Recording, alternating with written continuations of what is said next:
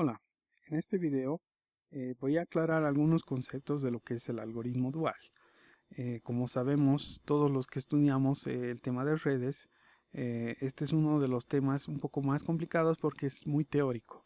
Entonces voy a dedicar los siguientes minutos a hacerlo más sencillo, una explicación más sencilla para que quede claro, ¿no? El algoritmo IGRP, como sabemos, es una implementación de Cisco en la cual se utiliza, o más bien dicho, utiliza un propio algoritmo para determinar los mejores caminos y para lograr la convergencia en las redes. Entonces vamos a definir algunos de estos conceptos que maneja este algoritmo para que queden claros, ¿no?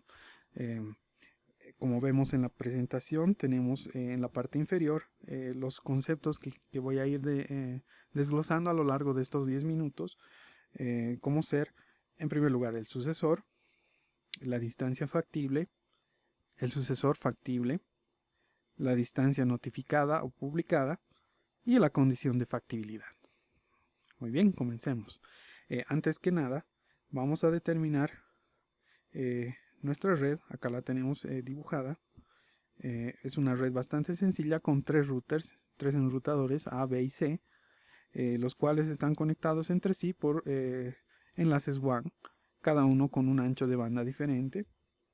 Y aparte de esa configuración tenemos nuestras redes LAN, tanto para A como para B y para C, con diferentes direcciones IPs, ¿no? He diferenciado las direcciones de manera de que sea más sencillo. Para nuestro ejemplo vamos a tomar un punto de partida, y en este caso el punto de partida va a ser el enrutador A, y con el objetivo de llegar a la red 192.168.1.0. Partimos desde este punto para determinar los conceptos que se mencionan en rojo, ¿no? Entonces, muy bien, si tengo el enrutador A como mi enrutador de origen y quiero determinar una ruta hacia 192.168.1.0, en primer lugar determino los sucesores. ¿Qué es un sucesor? Un sucesor no es nada más que un router que se encuentra contiguo a nuestro router de origen. Entonces, si yo tengo el router A como punto de partida, mis sucesores van a ser tanto B como C, en este caso, ¿no? ¿Por qué? Porque están justamente a continuación o en el siguiente salto, como preferamos, de distancia, ¿no? De nuestro sucesor o de nuestro enrutador de origen. Entonces podemos tomar como C y a B también como sucesores del enrutador A, ¿no? Ese es el concepto de un sucesor. Muy bien, el siguiente, la distancia factible. La distancia factible es el valor, y bueno, no es nada más que el valor de la métrica que hemos calculado para nuestro enrutador de origen. Entonces, si para A, digamos, si de A quiero llegar a lo que es la red 192.168.1.0, únicamente necesito calcular la métrica y determinarla para saber cuál es mi distancia factible hacia esa red, ¿no? Este valor normalmente lo obtenemos en las tablas de enrutamiento a través del comando show hyperroute, el cual nos va a brindar, aparte de lo que es la ruta como tal, la distancia administrativa por un lado y la métrica justamente, que es la métrica que ha calculado el algoritmo para esta red de destino, ¿no? Y esa es nuestra distancia factible identificada en este ejemplo, ¿no? Entonces ya tenemos lo que es un sucesor, son los routers vecinos, ya tenemos la distancia factible, es nuestra métrica para este valor, para esta red de destino. ¿Qué es el sucesor factible? El tercer punto, el sucesor factible, vendría a ser el posible enrutador que fuéramos a utilizar para llegar a esa misma red de destino, ¿no? Entonces si tenemos todavía lo que es el enrutador A, queremos llegar a nuestra red 192.168.1.0, podríamos tener dos, en este caso, bueno, como tal, en este ejemplo en particular, dos sucesores factibles, podrían ser C y podrían ser B. ¿Por qué? Porque a través de ambos puedo llegar a lo que es la misma red, ¿no? Puedo utilizarlos como sucesores de mi enrutador original para llegar a la misma red. Y lo voy a hacer, ¿por qué? Porque esta configuración me permite hacerlo.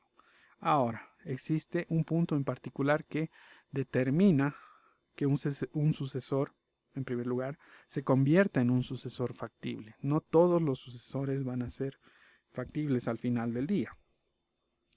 Y bueno, ese es el quinto punto que lo voy a pasar a explicar a continuación.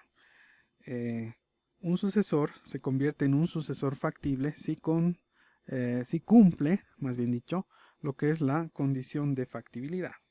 La condición de factibilidad es esta última y es calculada a través de una distancia notificada. Entonces, primero vamos al punto 4. La distancia notificada es un valor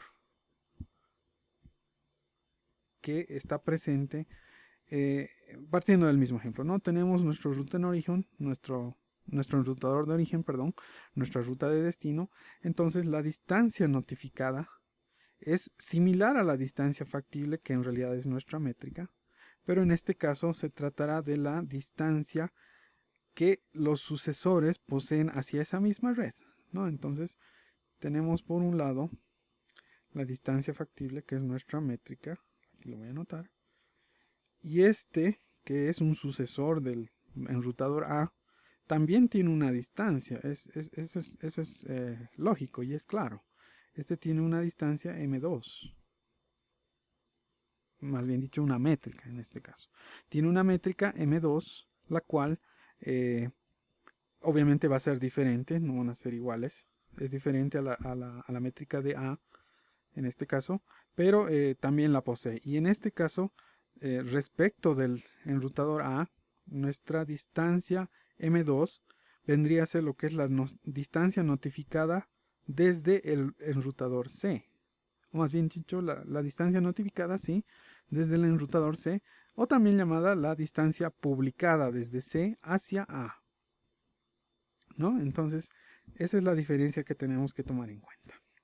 El router A para esta ruta tiene una métrica y el router C también va a tener una métrica.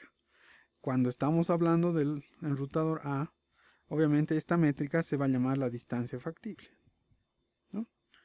Y si seguimos hablando de A, esta otra ruta que es en realidad, esta métrica que es en realidad la métrica de un sucesor, se va a llamar la distancia notificada. Distancia notificada o publicada, RD o AD, ¿no?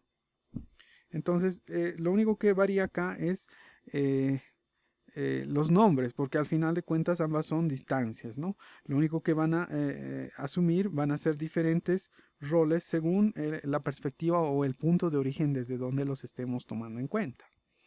Entonces, claro, si estamos tomando en cuenta lo que es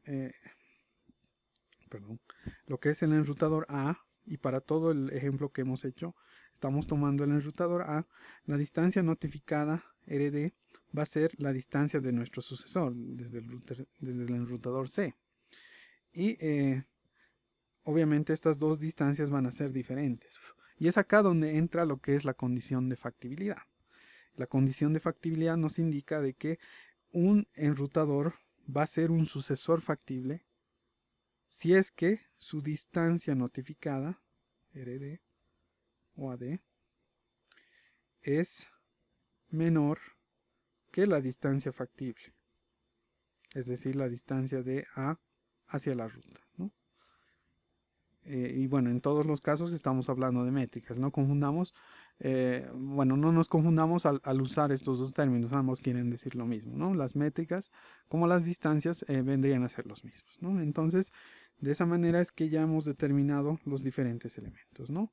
El sucesor va a ser el enrutador que viene a continuación de nuestro punto de origen. La distancia factible no es más que la métrica que tenemos en nuestro enrutador. El sucesor factible va a ser aquel enrutador o aquel sucesor que cumpla la condición de factibilidad. La distancia notificada es la métrica desde ese sucesor hacia la red de destino. Y la condición de factibilidad se dará cuando esa ruta, esa métrica desde el router sucesor sea menor a la distancia factible o a la distancia desde nuestro propio enrutador, ¿no? Con eso termino esta explicación, espero que les haya servido.